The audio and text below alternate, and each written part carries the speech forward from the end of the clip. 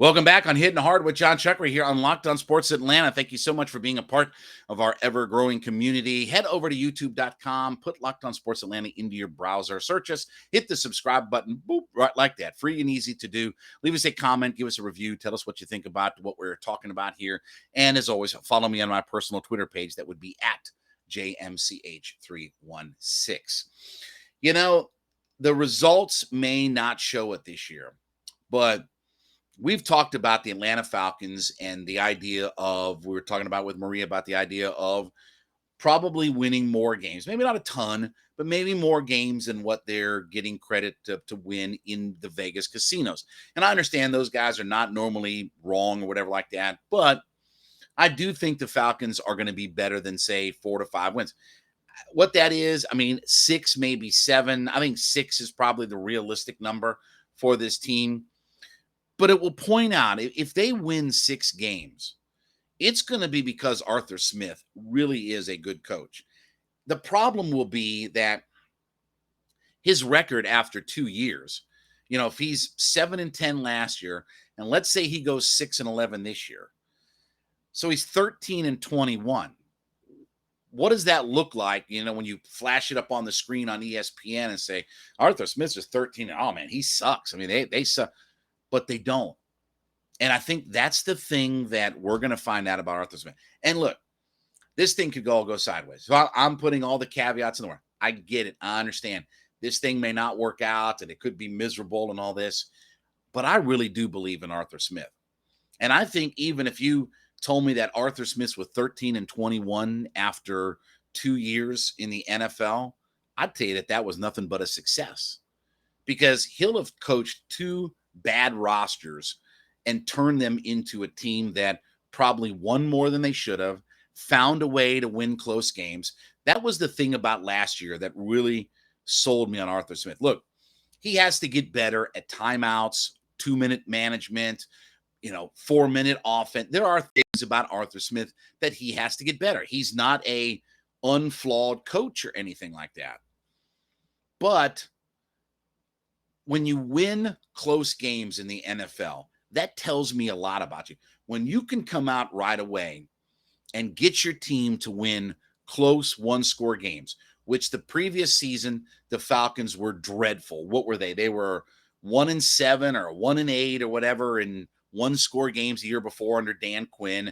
And think about all of the games where they had these win probabilities at like 98% when they were, at some point in the game when they were leading, and they just blew those games, right? Bears, Cowboy, take your pick and all that. So to turn that around and to be whatever it was last year, I think it was 6-2 or whatever that they were in one-score games, that's where the NFL lives. And that's where coaching gives you the advantage. The NFL is not like college football. You're Alabama. Most of the games that you play during the course of a season are 48-17, right? I mean, you play Vandy, you play Missouri, you play this, you play and Alabama just dominate. Hell, even when they play, say, Tennessee or Auburn or even A&M, I mean, I know they lost last year, but by and large, they'll go out and dominate like A&M or LSU, right? Most of their games are not all that competitive. So you don't get to see them in many high leverage situations, right? The NFL's not like that. The NFL isn't go out and beat teams by 25 every week. The NFL, when you see a double-digit spread in the NFL, that's a number. That's still in today's NFL a big number when you see 10 or 13 points in the NFL. That's a big spread because all of those guys are the best of the best of the best of the best, as Will Smith said. And so the NFL lives in one-score close games, coming down to the wire, a kick here, a play there, and this, that, and the other. So if you can coach your team up to not beat themselves and find a way to win those games, either you have the ability to come back, you have the ability to run out the clock, you have the ability to just hang on for dear life, I don't care. Because unlike college, too, you don't have to impress anybody. The NFL is, here's the wins, here's the losses, here's the ties, and we go on and look at the standings, and you get ranked on all those, and that's where you are. No Harris poll, no BCS computer, no committee, no playoff group, no this, no that. Everybody just, it's you won or you didn't. And you got 17 games to sort out your record, and we'll adjust you on some tiebreakers as we need to. But otherwise, your record tells you what you are. And I don't think that Arthur Smith's record after what will be 2 full seasons in the NFL may tell the story. Now, again, I'll say this could all turn on a dime. This could all end up blowing up in our face, and the defense is bad, and they can't figure out their offense, and they may be a 2-15 team. And that would be a disaster. When you start becoming a franchise that is in the 0 to 2 or 3 win range, your franchise is a disaster at that point. You are. I mean, just call it like it is. You're 2-15, you're 3-14, you're 0-7, I mean 1-6. You're in that range.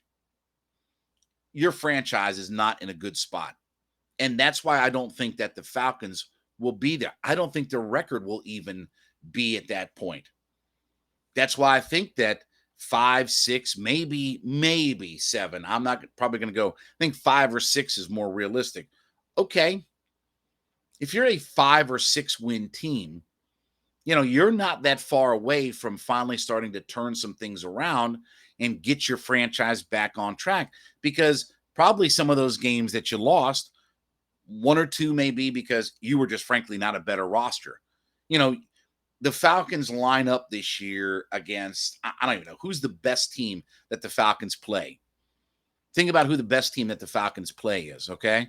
So you line up against whatever, this roster, and they're the best team. Let's say if the Falcons play the Kansas City Chiefs, right? You line up against that roster, going into it that they're the better roster, they're the better team than you. And they go out there and they beat you. Maybe they beat you by 10, maybe they beat you by 3, maybe they beat you by 17, but going in that you're probably going to get outclassed. Okay. I can live with that because our roster isn't where it is, going to be. But those teams that are maybe a little bit better than you, maybe like San Diego, San Diego might be a little bit better than, where we're at. I say a little bit. Hell, they've got Bosa and Mack and Herbert and all that. Who the hell we kidding? Keenan Allen. They got all those guys out there, right? But those are games like when they have to come across the country and they're playing you at 1 o'clock and all this, that, and the other. You can find a way to win some of those games. So I think that the thing we're going to see is after 2 years that they'll put Arthur Smith's record up on the screen, but it won't paint the picture of how good of a coach he is and how good of a job that he's done. I hope we don't have to worry about saying, is he our guy or not our guy? I'll get the bumper sticker out, okay? I'll do the Dan Quinn bumper sticker. I believe in Arthur.